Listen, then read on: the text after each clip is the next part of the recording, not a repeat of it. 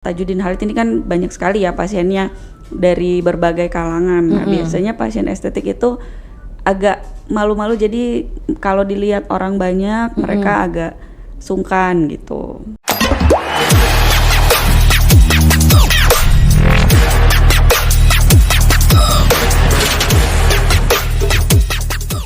Assalamualaikum warahmatullahi wabarakatuh. Selamat pagi Sobat Healthy. Senang sekali rasanya saya Syaputri Indra Dewi bersama dengan tim podcast menyapa Sobat Healthy dalam program Tall and Care. Kami bicara karena kami peduli maka kami bicara. Sobat Healthy, seperti biasa kita akan membahas mengenai seputar dunia kesehatan. Dan kali ini kita akan membahas mengenai bedah plastik. Dan langsung saja kita sapa narasumber kami Sobat Healthy yang sudah hadir di studio podcast pada pagi hari ini, yaitu Dr. Caesarani Crystal, Magister Kedokteran Klinis, Spesialis Bedah Plastik, Rekonstruksi, dan Estetik. Selamat pagi dokter. Selamat pagi kakak, terima kasih. Wajahnya bersinar banget ya dokter ya. Masih pagi. Ya. Oke, gimana kabarnya dokter? Baik. Alhamdulillah sehat ya dokter ya. Semoga juga Sobat Healthy selalu diberikan kesehatan. Amin. Dan semoga juga dengan hadirnya Dr. Caesarani ini menambah banyak sekali pengetahuan dan informasi mudah-mudahan. mengenai bedah plastik. Nah, dokter, sebelum kita panjang kali lebar nih dokter ya, membahas mengenai pertanyaan-pertanyaan, mungkin ada 100 pertanyaan dokter. Oh gitu, baik. Sampai besok berarti. Sampai besok dokter. Oke. Nah, sebelum kita membahas dokter ya mengenai seputar dunia kesehatan, bisa dokter jelaskan dulu definisi atau gambaran umum mengenai bedah plastik. Karena kenapa sih namanya bedah? Kenapa namanya plastik? Atau kan mungkin operasinya menggunakan plastik dokter? Iya, silakan. Iya, saya mau sharing sedikit. Jadi kenapa namanya bedah plastik? Jadi plastik itu dari bahasa Latin, bahasa Yunani. Artinya itu sebenarnya membentuk seperti dipahat atau dilihat gitu. Jadi plastik dari kata plastikos. Jadi kalau kenapa akhirnya dibilang bedah plastik? Karena pekerjaannya bedah plastik itu kalau saya bilangnya seperti tukang tambal. Tukang tambal. Iya, okay. Jadi kalau misalnya di sini kan ada onkologi, di Tajudin Halid kan udah lengkap, ada onkologi, ada ortopedi. Betul. Nah, kalau onkologi biasanya habis membuang kanker, misalnya ada kanker kulit di muka. Nah, yang menambal itu bedah plastiknya. Jadi kalau ortopedi misalnya kakinya hancur, kan suka dipasangin pen yang di luar itu, tulangnya kelihatan. Nah, nanti yang memikirkan ini nutupnya pakai apa? Bedah plastik. Bedah plastik. Jadi makanya dari kata plastikos itu lebih kayak fleksibel, bisa membuat seperti apa, diambil dari mana. Jadi nggak ada bagian khusus seperti kalau onkologi ya kanker aja, kalau ortopedi ya patah tulang aja, kalau bedah plastik macam-macam gitu. Oke. Jadi yang pasti nggak pakai plastik ya, karena udah ada beberapa pasien itu menanyakan, dok kalau saya habis operasi plastik boleh kena matahari nggak? Saya bilang nggak apa-apa, kenapa memangnya? Takutnya plastiknya meleleh. Bu, mohon maaf saya nggak pakai plastik ember atau plastik seperti itu gitu. Baik, berarti Sobat Healthy tidak menggunakan plastik ya dokter Caesarani. Oke. Go green. Oke. Nah dokter, selanjutnya, apakah operasi bedah plastik itu rasanya sakit nggak sih dok? Kalau sakit, saya selalu bilang tergantung ambang nyeri pasiennya. Oke. Tapi kalau saat operasi, karena kita dibantu sama dokter anestesi, pasti nggak sakit. Berarti dibius ya dokter dibius. ya? Oke. Nah, tadi dokter menjelaskan berbagai macam bedah plastik ya dokter ya. Nah, bedanya bedah plastik rekonstruksi sama estetik itu apa dokter? Oh iya, itu. Jadi kalau bedah plastik rekonstruksi, kita merekonstruksi misalnya kecacatan atau kerusakan. Kalau estetik itu adalah kondisi normal yang kita buat jadi super normal. Tadinya sudah normal nih, kita buat tambah normal lagi. Kita buat dia lebih lagi super lebih normal. Lebih glowing lagi ya dokter ya? Gitu. Mungkin kasih contoh sedikit ya, kalau misalnya di Tajudin Halid ini kan sebagian besar kasus rekonstruksi ya. Jadi patah tulang wajah, itu harusnya normalnya seperti ini. Ada tulang pipinya, ada tulang hidungnya, dagunya bentuknya proporsional. Setelah kecelakaan biasanya kan hancur. Ininya rata, jatuh, nggak bisa membuka mulut. Retak, Nah, tugasnya bedah plastik adalah mengembalikan itu ke awalnya, seperti sebelum kecelakaan, bisa berfungsi dengan baik. Jadi lebih pengembalian fungsi. Kalau estetik kayak kakaknya udah cantik gini. Masya Allah, terima Udah kasih. cantik kok posisinya, kondisi tulangnya Aku malah yang bagus. tulang tinggi. Nah kita misalnya aku mau lebih cantik Lebih, lagi dok gitu. Nah itu jadi yang normalnya lubang hidungnya ada 2 ya tetap ada 2 tapi kita buat lebih tinggi Oke. sehingga kondisinya lebih lagi gitu. Itu biasanya yang estetik. Oke, nah dokter untuk melakukan operasi ya, tadi yang rekonstruksi sama estetik itu butuh berapa lama pemulihan, proses pemulihannya dokter? Yang rekonstruksi dulu deh dokter. Kalau yang rekonstruksi biasanya sih seminggu 2 minggu. Seminggu sampai 2 minggu, tergantung dari Kekacauan saya mau bilang tergantung dari keparahan kasusnya. Oke. Kalau kasus luka bakar pasti lebih lama karena dia butuh kan itu kalau dicuci luka bakar sakit ya.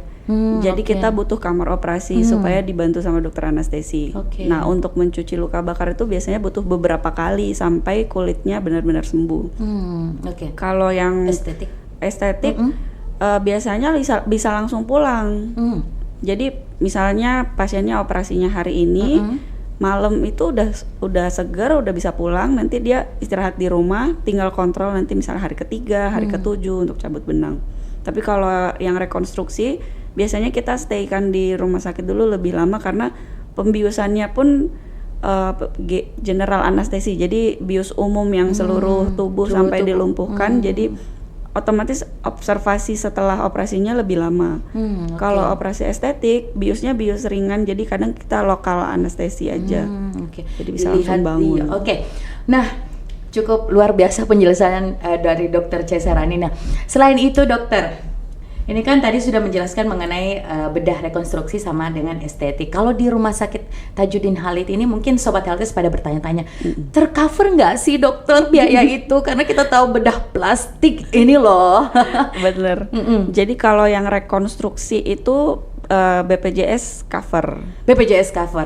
Berarti estetik nih Sobat Healthies. Iya, yang estetik itu yang nggak tercover sama BPJS karena prinsipnya BPJS itu yang saya tahu ya. Iya, iya. Prinsipnya dia hanya mengcover perbaikan fungsi fungsional. Jadi kecuali ada kerusakan fungsi baru dia akan cover. Kalau enggak misalnya cuman estetik aja, misalnya kulitnya ada bekas luka tapi nggak mengganggu fungsi, dia tetap bisa beraktivitas dengan baik. Biasanya BPJS nggak akan cover. Gitu. Jadi lumayan biayanya. Lumayan loh Sobat Healthies ya, biaya bedah estetik loh ya. Oke, nah dokter, selain itu dokter, paling sering ya di Rumah Sakit Tajudin Halid itu kasus yang paling dokter sering tangani itu apa dokter? Kalau di Tajudin Halid yang pertama pasti kecelakaan lalu lintas. Kecelakaan lalu lintas jadi paling banyak. trauma wajah itu paling banyak. Yang kedua luka bakar. Luka bakar. Yang ketiga itu baru bibir sumbing, langit-langitnya ada celah.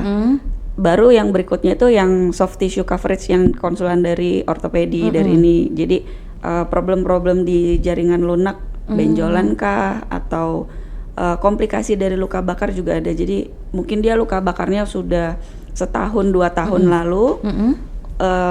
Kalau perawatannya kurang baik, edukasi ke pasiennya misalnya kurang bagus, itu dia bisa jadi kontraktur. Jadi misalnya luka bakar di jari, jadi nempel ya dok ya, kayak cacat langsung ya dok. Iya, jadi kecacatan. Nah itu direkonstruksi, dirilis, dibuka kontrakturnya gitu. Itu sih yang, tapi yang paling sering trauma wajah ya dokter ya. Oke. Paling banyak pasien pria atau wanita dokter? Kalau yang kecelakaan pria sih. Pria paling banyak ya dokter. Motoran ya. kan. Sobat Healthies, jagalah. Iya. Hati-hati. Berlalu lintaslah dengan baik. Minta tolong. Oke, dokter, selain itu tadi dokter sudah sebutkan mengenai banyaknya kasus ya yang sudah sering dokter tangani di Rumah Sakit Tajudin Halid Makassar. Apakah bedah estetik juga di sini? Iya, di Rumah Sakit Tajudin Halid melayani dokter? Belum bisa melayani, tapi kebetulan pasiennya belum, mungkin masih. Jadi pasien estetik itu biasanya malu-malu. Malu-malu. Kalau di rumah sakit besar gini mungkin dia khawatir, takutnya nanti ketemu orang banyak atau melihat Tajudin Halid ini kan banyak sekali ya pasiennya dari berbagai kalangan. Nah, biasanya pasien estetik itu agak malu-malu, jadi kalau dilihat orang banyak mereka agak sungkan gitu. Tapi kalau melayani karena di sini sayanya ada di sini, dokter biusnya juga ada, ruangan juga ada gitu. Cuman mungkin perlu agak VIP sedikit gitu. Yang penting itu tidak masuk tercover dengan BPJS. Itu umum loh Sobat Healthies ya. Umum ya Sobat Healthies, jadi harus bayar. Oke. Nah dokter, untuk perawatan yang mungkin dokter bersama dengan tim ya dari Rumah Sakit Tajudin Halid Makassar ini yang mengalami kesulitannya itu di mana sih dokter? Kesulitannya kalau untuk pasien-pasien rekonstruksi ya, yang dari poli itu biasanya kita kehambat di masalah rawat inap. Karena pasiennya Tajudin Halid sangat banyak, sehingga kalau kita jadwalkan pasien dari poli itu mungkin tertunda. Tapi tertundanya nggak lama sih, mungkin 3 hari sampai 1 minggu. Dokter masih dulu daftar tunggu nih dokter. Iya, jadi ada catatannya di poli itu di perawat saya udah saya tulisin ini nanti tanggal sekian. Nanti perawat poli akan mengabari. Nah biasanya yang barusan ini nggak ada kamar untuk perawatan bangsal wanita. Gitu. Jadi ada saking ramainya, soalnya nih saya dari 2021 sudah bergabung. Sudah bergabung di Tajudin Halid. Dalam 3 tahun ini pesat sekali gitu. Peningkatan dari jumlah pasien, dari pelayanannya, dari gedungnya. Jadi semakin kesini, aduh gimana ya pasien saya ini kayaknya butuh banyak ruangan tambahan gitu. Perlu bangunan baru kayaknya iya, coba mungkin boleh bangunan baru. Dari UGD aja stagnan katanya, sering numpuk di UGD. Masih dalam proses daftar tunggu nih dokter ya. Kita doakan bersama ya. Semoga kasus-kasus ini jangan sampai deh banyak yang mengalami ya dokter ya. Iya benar.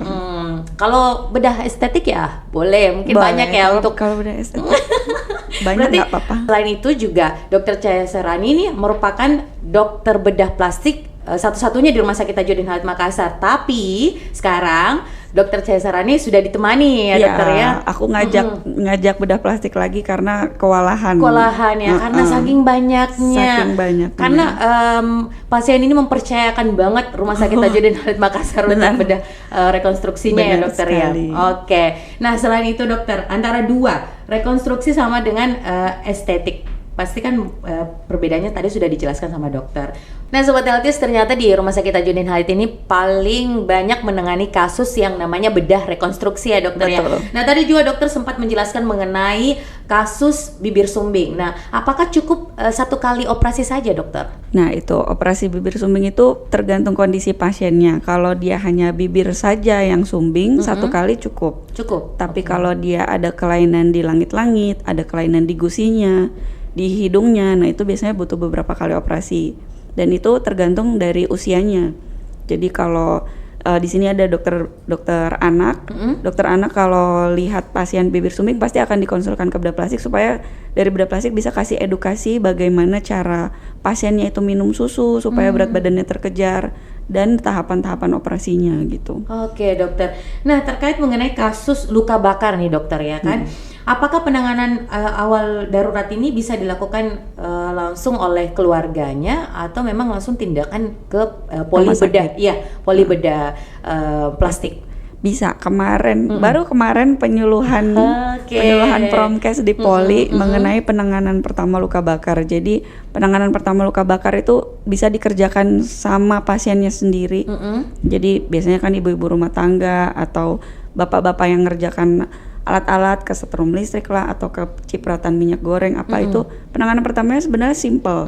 Cukup jauhkan dari sumber panasnya, apinya, listriknya segala macam, terus didinginkan dengan air mengalir. Jadi cukup siram air mengalir aja selama 20 menit. Sesudah itu baru cari fasilitas kesehatan untuk merawat lukanya. Gitu. Jadi tolong jangan lagi, tindakan paling cepat ya dokter ya. Jangan lagi diolesin odol, diolesin mentega, kopi. Jadi kadang-kadang yang awam itu paling suka diolesin odol.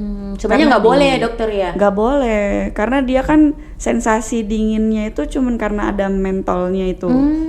Sedangkan yang kondisi dingin yang kita harapkan adalah supaya panas yang ada di kulitnya itu pindah keluar. Makanya harus dikasih air. Kalau cuman odol, panasnya di situ-situ Di situ aja. aja. Jadi lukanya bisa jadi tambah dalam. Oke. Gitu. Nah, dokter, beda untuk operasi bedah rekonstruksi sama estetik ini kan berbeda ya, dokter ya. Biasanya tadi dokter juga sempat menjelaskan bahwa ada nih pasien yang baru selesai melakukan operasi bedah plastik, takut kena sinar matahari, ya kan dokter ya, takut melepuh dan meleleh. Tapi ternyata ada dua perbedaan ya dokter ya untuk bedah rekonstruksi sama dengan estetik. Berarti untuk bedah rekonstruksi tidak perlu khawatir ya dokter ya. Mungkin ada perbedaan dengan yang setelah yang sudah melakukan pas operasinya. Pos operasinya berbeda setiap kasus. Jadi kalau misalnya kasus trauma wajah, patah tulang wajah, setelah operasi dia tidak boleh mengunyah. 4 sampai 6 minggu gitu. Kalau pasien bibir sumbing, dia nggak boleh minum pakai dot. Dari sebelum operasi biasanya saya udah sarankan dilatih minum pakai gelas atau pakai sendok, karena kan kita jahit otot bibirnya. Masih jadi, pemulihan ya dokter ya. Dan biasanya anak kecil tuh kan rewel, namanya habis operasi pasti nggak nyaman, dia akan menangis pasti menenangkannya kan biasanya dikasih minum susu. Kalau dia minum susu pakai botol takutnya resiko jahitannya jebol. Jadi dari sebelum operasi anaknya itu dibiasakan minum dengan sendok atau gelas supaya dia nggak nyari botol. Karena kalau dia masih nyari botol, percuma kita kasih minum, dia akan tetap nangis. Sedangkan kita mau dia mengurangi frekuensi menangisnya supaya jahitannya penyembuhannya lebih baik gitu. Kalau untuk yang estetik dokter? Kalau pasien estetik biasanya langsung bisa pulang. Langsung bisa pulang ya kalau dokter. operasi kelopak kelopak mata atas, kelopak mata bawah, baggy gitu yang biasanya kelihatannya kayak begadang terus karena kantong matanya besar. Habis operasi biasanya bisa langsung pulang. Cuman yang dikhawatirkan biasa bengkak habis operasinya itu 3 hari pertama pasti kelihatannya bengep kayak orang nangis 3 hari 3 malam. 3 hari 3 malam ya dokter. Tapi setelah itu langsung bisa dandan.